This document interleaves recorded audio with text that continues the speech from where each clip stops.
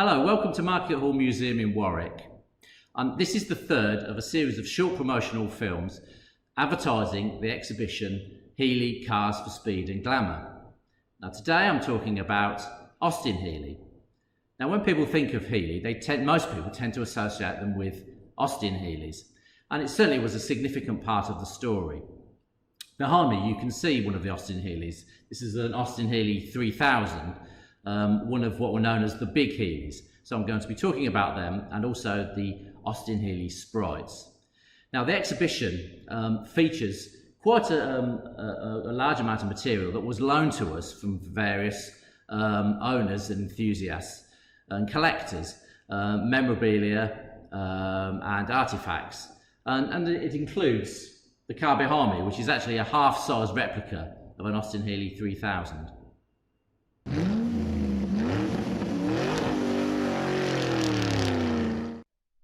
In the last posting, we talked about the beginnings of the company at the Cape Works and the so-called Warwick Healeys.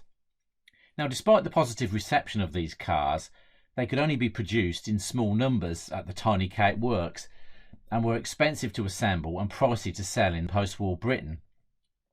Now, Healey had had a taste of the sales potential in the American market with the Nash Healey and the interest stateside generally in British sports cars.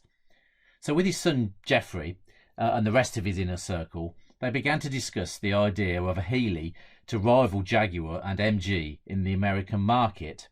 Healey approached Leonard Lord, who was the chairman of Austin at the time, and persuaded him to let him have a batch of engines designed for the Austin A90 Atlantic, which had been Austin's attempt to secure success in the US market.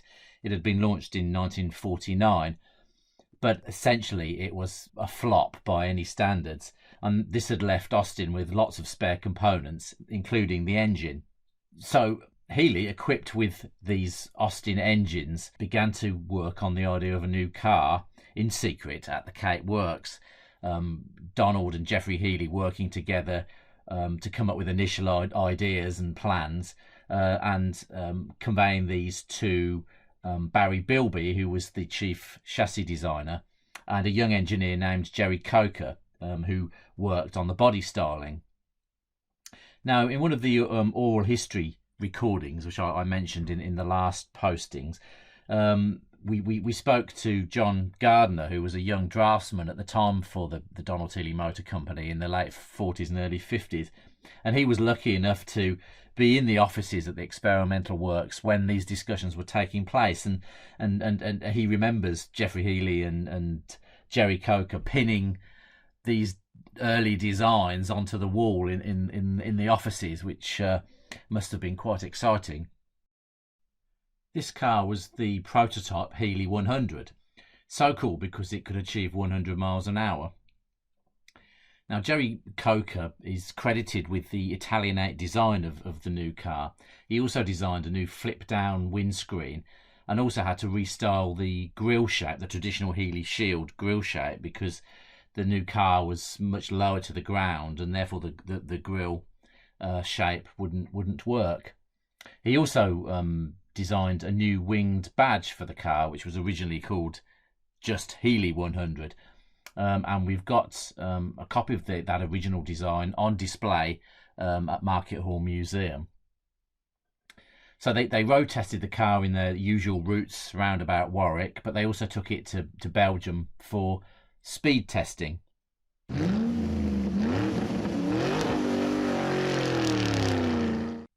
The prototype was sent to Earl's Court for the 1952 Motor Show, allegedly against Donald Healey's wishes.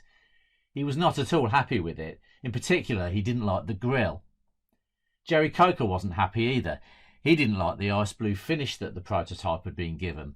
This colour was chosen because it was thought the best colour to disguise the blemishes in the bodywork. So it was left to Roger Menadue, the chief engineer, who arranged for it to be taken down to Earl's Court. It was displayed with its front facing a pillar to hide the offending grille. Despite this, it was a spectacular success, and a deal was struck with Leonard Lord, who by now had become chairman of the newly formed British Motor Corporation. The Austin-Healey mark was created, and so the car was renamed Austin-Healey 100. The deal saw the car mass-produced at Longbridge, with the bodies assembled at the Jensen Works in West Bromwich. So the Healeys went from producing small numbers of bespoke luxury cars to the mass production of a high-profile marque. The production was eventually switched to Abingdon in Oxfordshire. The car's greatest success was in America, where they sold by the thousands. 80% of the Longbridge-built 100s were sold in the States. They were hugely popular with US servicemen as well, and Healey sent sales teams out to the US air bases to secure sales. In fact, in the exhibition we have a list of quotes from some of these US airmen on display. Now, there were several versions of the Austin-Healey 100 that were put into production. The standard Austin-Healey 100, the mass-produced version, was obviously one of the main ones. But you could also get another one called the Austin-Healey 100M, which was based on the Le Mans spec. And a lot of owners of the Austin-Healey 100 bought a conversion kit to upgrade their cars to the 100M. And then there was also the 100S, which was named after Sebring, the famous endurance race from Florida. And these are much rarer, but they're very distinctive. You can always spot one of those because it has an oval grille. And then finally, there's the Austin-Healey 106, which was the mass-produced car that replaced the Austin-Healey 100. It had a 6-cylinder engine instead of a 4-cylinder engine, which is why it's called 106. And then in 1959, these were replaced with the Austin-Healey 3000, of which there were 3 marques. And these were notably very successful rally cars, as well as having continued sales success in the United States. So these cars in total were produced between 1953 and 1968. And collectively they're known these days as the Big Healeys. And this is to distinguish them from the other famous Austin-Healey, the Austin-Healey Sprite.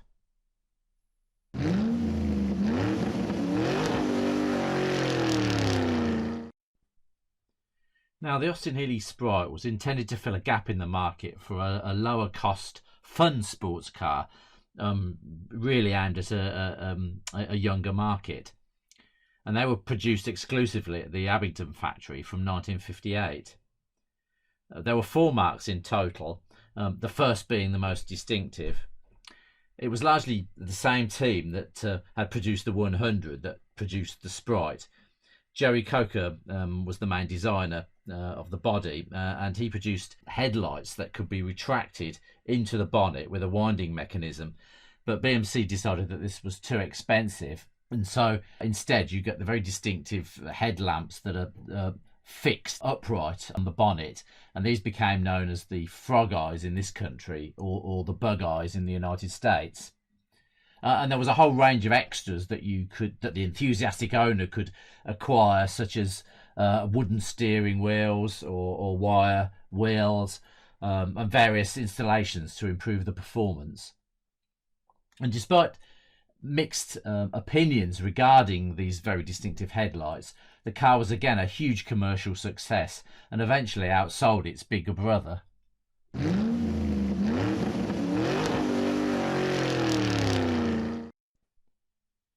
The early 1960s saw deteriorating financial circumstances in the British car industry, and BMC developed other plans.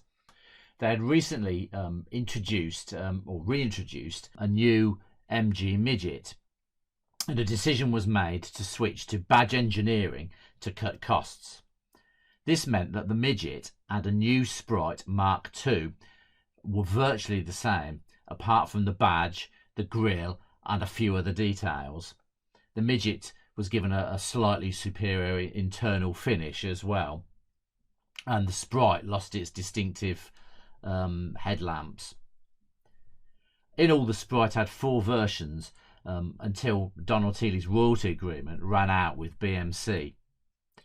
In 1968, BMC, or British Motor Holdings as it had now become, was merged with Leyland to form British Leyland, and so they now controlled a huge number of famous British car brands.